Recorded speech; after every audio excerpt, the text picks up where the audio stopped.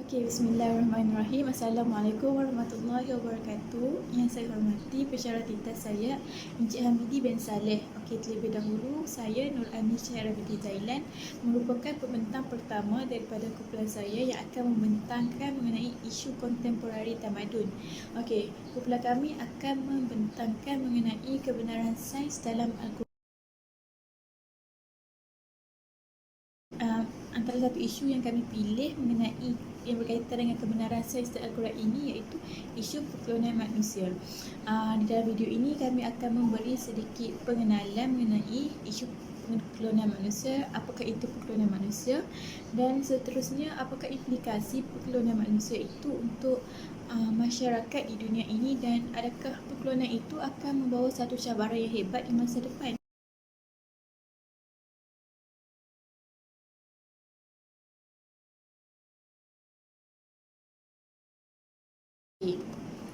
Terlebih dahulu, mari kita masuk pada tajuk pertama kita iaitu definisi pengklonan manusia. Okey, apa itu pengklonan manusia? Pengklonan manusia merupakan proses menghasil dan menyalin semula sesuatu makhluk yang baru daripada spesies yang sama melalui proses pengembangan sel-sel melalui kaedah yang tertentu. Hal ini bermaksud proses pengklonan ini bermaksud kita menghasilkan satu individu yang baru yang mempunyai ciri yang sama seperti individu yang lain. Contohnya, kita nak hasilkan pen baru yang mempunyai ciri yang sama seperti pen yang asal. Jadi ciri sama daripada saiz, ketinggian, ciri-ciri, warna. Okey, yang itu yang dimaksudkan dengan pengklonan. Kita menghasilkan sesuatu yang baru daripada benda yang asal. Jadi pengklonan manusia ini kita menghasilkan individu baru daripada individu yang telah sedia ada yang mempunyai ciri yang sama daripada individu asal itu.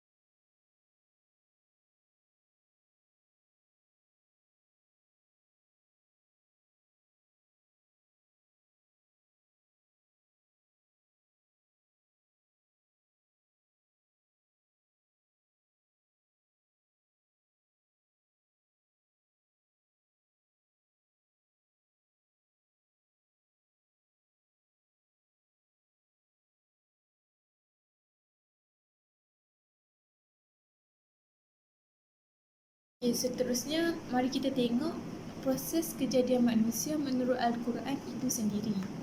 Okey, manusia ini dijadikan melalui 6 proses, iaitu proses yang pertama, manusia itu dijadikan melalui nutfah, iaitu setitis air mani. Kemudian ianya akan melalui proses persenyawaan dan akan membentuk alaqah, iaitu segumpal darah. Apabila telah membentuk segumpal darah, ianya akan membentuk seketul daging, iaitu mudghah. Apabila daging tersebut telah dibentuk, ianya akan melalui proses izam dan lahmi, iaitu daging tersebut akan dimasukkan tulang, iaitu tulang akan dibaluti dengan daging. Okay, kemudian nasyah khalaqan akhar, iaitu proses di mana tulang-tulang telah lengkap membentuk sebuah janin, dan janin tersebut lengkap dengan anggota tubuh badan yang sempurna. Dan proses yang terakhir iaitu nafkhur ruh, iaitu proses peniupan ruh, di mana merupakan proses terakhir dalam proses kejadian manusia menurut Al-Quran itu sendiri.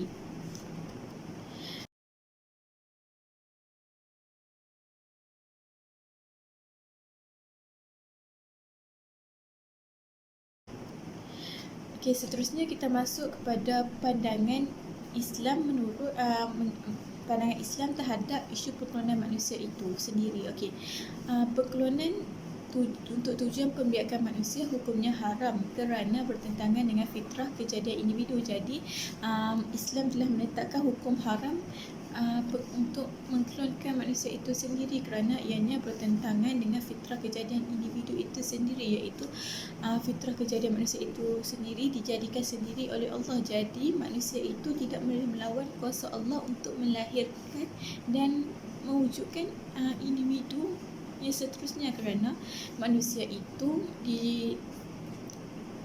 diciptakan daripada Allah. Okey, yang kedua, perbuatan ini akan menjatuhkan darjat manusia sama seperti haiwan dan bertentangan dengan hikmah kejadian manusia. Okey, di sini kita tengok pengklonan manusia ini dari dahulu lagi, bukannya untuk manusia saja, tapi pengklonan manusia ini pada awalnya dilakukan pada tumbuhan dan haiwan juga.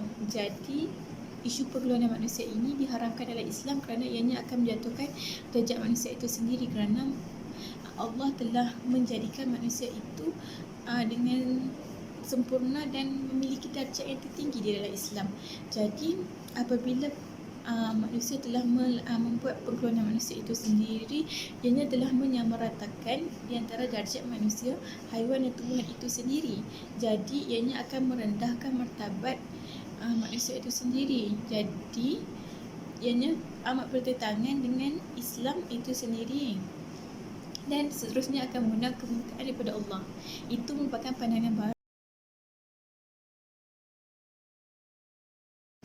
menunjukkan beberapa garis panduan di mana terdapat juga klon-klon yang dihalalkan oleh Islam, tetapi berdasarkan beberapa syarat yang ditentukan. Yang pertama, klon janin manusia untuk tujuan kajian adalah diharuskan dengan syarat janin tersebut mestilah dihapuskan dalam tempoh 120 hari.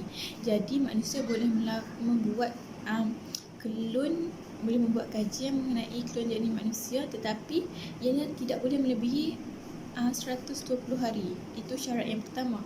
Seterusnya, klon untuk tujuan perubatan seperti mencipta sel baru untuk menggantikan organ yang rosak.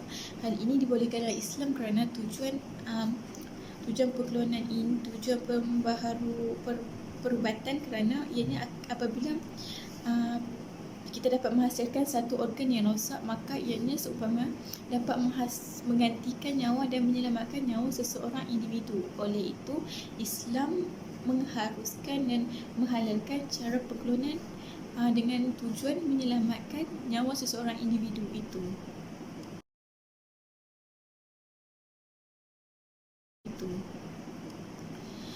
Seterusnya kita tengok pandangan barat mengenai isu pengklonan manusia itu sendiri. Okey, pengklonan manusia dibolehkan oleh barat kerana mereka menggunakan alasan pengklonan manusia ini untuk menyambung zuriat. Jadi bagi pasangan yang tidak mempunyai zuriat, mereka boleh menggunakan teknologi pengklonan manusia ini untuk menyambung zuriat mereka itu sendiri. Tetapi di dalam Islam kita lihat pengklonan manusia ini bertentangan dengan fitrah kejadian manusia itu sendiri. Jadi barat menggunakan inisiatif pengklonan manusia itu untuk menyambung zuriat walaupun pasangan tersebut tidak boleh mempunyai anak disebabkan beberapa sebab yang tertentu. Okey, seterusnya manipulasi gen yang dihasilkan akan melahirkan organisma yang mempunyai nilai tambahan. Okey, yang seterusnya manipulasi gen yang dihasilkan akan melahirkan organisma yang mempunyai nilai tambahan. Menurut pandangan barat, pengklonan baru yang dihasilkan itu akan mempunyai nilai tambahan yang lebih baik berbanding dengan nilai tambahan yang ada daripada individu asal yang diklonkan itu. Bermakna individu pertama yang kita klonkan itu, apabila terbentuknya klon yang terhasil, ianya akan mempunyai nilai tambahan iaitu ciri-ciri dan keistimewaan yang lebih banyak berbanding dengan klon asal yang kita buat tersebut.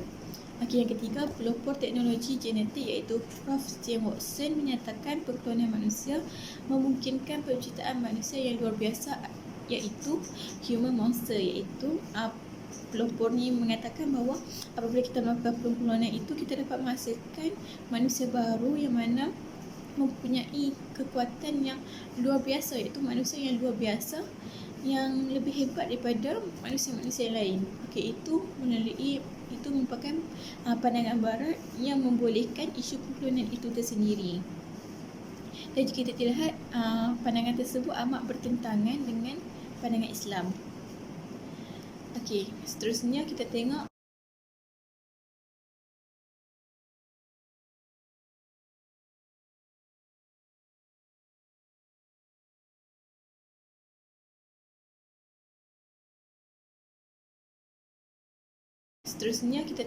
di sini fatwa tentang hukum pembiakan manusia dan perubatan dari sudut syarak. Okey, pengklonan akan menyebabkan wujudnya pertentangan terhadap tujuan Allah Subhanahu Wa Taala sendiri yang menjadikan manusia serta meningkatkan darjat mereka kepada sebaik-baik kejadian. Allah telah menjadikan manusia itu dengan sebaik-baik kejadian berdasarkan firman Allah, Auzubillahi minasyaitonirrajim, laqad khalaqnal insana fi ahsani taqwim. Sesungguhnya Allah telah menjadikan manusia itu dengan sebaik-baik kejadian. Apabila kita menghasilkan film baru, seolah-olah kita tidak yakin dengan penciptaan Allah itu sendiri, seolah kita melawan apa yang diciptakan oleh Allah sendiri, dan kita tidak meyakini bahawa manusia yang diciptakan oleh Allah itu merupakan dengan sebaik-baik kejadian. Dan perbuatan pengklonan ini lebih dilihat kepada usaha manusia untuk bertindak di luar daripada peraturan yang telah ditetapkan oleh Allah. Allah telah menentukan setiap manusia itu mempunyai rezeki, ajal, jodoh yang tersendiri. Namun apabila manusia menghasilkan klon yang tersendiri, seolah-olah mereka melawan apa yang telah ditakdirkan oleh Allah itu sendiri. Seolah mereka menghasilkan suatu benda baru yang bukan dihasilkan daripada Allah. Kerana Allah yang Maha Mencipta dan Allah sahaja yang berhak untuk menciptakan manusia itu sendiri. Seterusnya, manusia tidak boleh dijadikan bahan uji kaji sama seperti tumbuhan dan haiwan kerana Allah telah menciptakan manusia dengan sebaik-baik kejadian. Iaitu manusia ini tidak boleh disamakan darjat dengan haiwan dan tumbuhan. Akhir sekali, anak klon tersebut akan mengalami masalah dari segi perwalian dalam nikah kerana tidak dapat mengenalpasti status wali yang sah kepada anak itu. Jadi anak klon yang dihasilkan tersebut akan mengalami masalah dari segi perwalian, dari segi nafkah kerana kita tidak dapat mengetahui asal-usul keturunan klon itu tersebut. Jadi ianya akan mendatangkan masalah di masa hadapan. Okey, itu sedikit sebanyak mengenai pengenalan kepada dan isu pengklonan manusia yang pernah terjadi dahulu. Okey, seterusnya kita akan masuk kepada implikasi pengklonan manusia. Sekian, terima kasih. Implikasi yang pertama ialah membuka peluang kepada masyarakat untuk mengambil kesempatan, iaitu mereka menggunakan ataupun memperdagangkan DNA. Dan yang kedua ialah meruntuhkan institusi kekeluargaan, iaitu status kekeluargaan dan kaum kerabat klon tersebut tidak dapat dipastikan. Dan yang ketiga, menimbulkan kekeliruan ke atas status pewalian, nafkah, harta, pusaka dan sebagainya. Dan yang keempat ialah status suami kepada seorang isteri. Okey, setelah apa yang dihuraikan oleh saya tadi yang melibatkan yang proses pengklonan manusia ini memberi implikasi terhadap pembangunan manusia, terhadap institusi keluarga dan sebagainya. Jika kita lihat kepada proses pengklonan manusia ini tidak melibatkan kepada pencantuman antara sperma dan ovum, tetapi dia memerlukan kepada DNA yang dimasukkan ke dalam ovum dan tidak disenyawakan oleh nukleus. Dalam kitab suci Al-Quran, Allah telah berfirman dengan beberapa ayat yang menerangkan tentang kejadian manusia ini adalah hasil daripada pencantuman antara sel sperma dan ovum. Hal ini kerana bayi yang dilahirkan itu akan mempunyai ciri genetik yang sama dengan kedua ibu bapanya, tetapi bagi bayi yang dilahirkan melalui proses klon ini akan mempunyai ciri genetik yang sama dengan pemberi DNA tersebut. Okey, lazimnya bayi yang mempunyai genetik yang sama ini adalah kembar seiras sahaja. Oleh itu, dia akan memberi kesan terhadap institusi keluarga ataupun dikatakan sebagai baka. Walau bagaimanapun, kembar seiras juga tidak akan mempunyai sifat yang 100% sama. Kalau macam pengklonan manusia ni akan mempunyai sifat 100% sama daripada segi rupa, daripada segi kepada manusia untuk mencipta klon manusia. Jadi dia membuka peluang kepada wanita-wanita di luar sana untuk tidak berkahwin. Dan bagi mereka tanpa berkahwin juga boleh mendapatkan anak. Jadi bilangan ibu tunggal tu akan semakin bertambah. Okey, seterusnya juga pengklonan manusia ini juga memberi impak yang negatif terhadap pengamalan manusia. Contohnya macam homoseksual, perzinaan dan sebagainya, dan juga membuka peluang kepada golongan LGBT ataupun golongan-golongan yang mementingkan hak asasi ini untuk memperolehi zuriat tanpa berkahwin. Dan contohnya macam perkahwinan antara lelaki dan lelaki pun boleh mendapatkan anak. Sedangkan Allah berfirman dalam surah An-Nisa ayat 1 yang bermaksud bertakwalah kepada Allah yang telah menjadikan kamu bermula dari ciri yang satu, iaitu Adam, dan yang menjadikan daripada Adam itu pasangan isterinya Hawa, dan juga yang membiak dari keduanya adalah zuriat keturunan lelaki itu dan perempuan yang ramai. Itu Allah menyeru umat Islam untuk berkahwin bagi mendapatkan zuriat. Tetapi teknologi pengklonian ini akan membatasi manusia untuk mengikut syariat Islam yang telah ditetapkan. Oleh itu, secara amalan, habitat, semua akan sama. Okey, boleh dikatakan bayi klon ni adalah yang mana satu replika genetik kepada penyumbang DNA tersebut. Sebagai contoh, orang para barat ataupun katakan sebagai tokoh-tokoh barat, mereka melakukan ini supaya jumlah penduduk ataupun memberi peluang kepada manusia mencipta klon mereka sendiri. Okey. Implikasi dia yang kedua ialah dia pengklonan manusia ini akan meruntuhkan institusi keluarga. Seperti mana Allah berfirman dalam surah Yasin ayat 77. A'udzubillahi minasyaitonirrajim. Awalam yaral insanu anna khalaqnahu min nutfatin faiza huwa khasimun mubin. Yang bermaksud, dan dialah Tuhan yang menciptakan manusia dari air, lalu dijadikannya mempunyai titisan baka dan pertalian keluarga, dan sememangnya Tuhanmu berkuasa dengan apa jua yang dikehendaki olehnya. Okey, soal pertalian keluarga ni amat dititik beratkan oleh agama Islam, dan agama Islam ni menekankan tentang institusi keluarga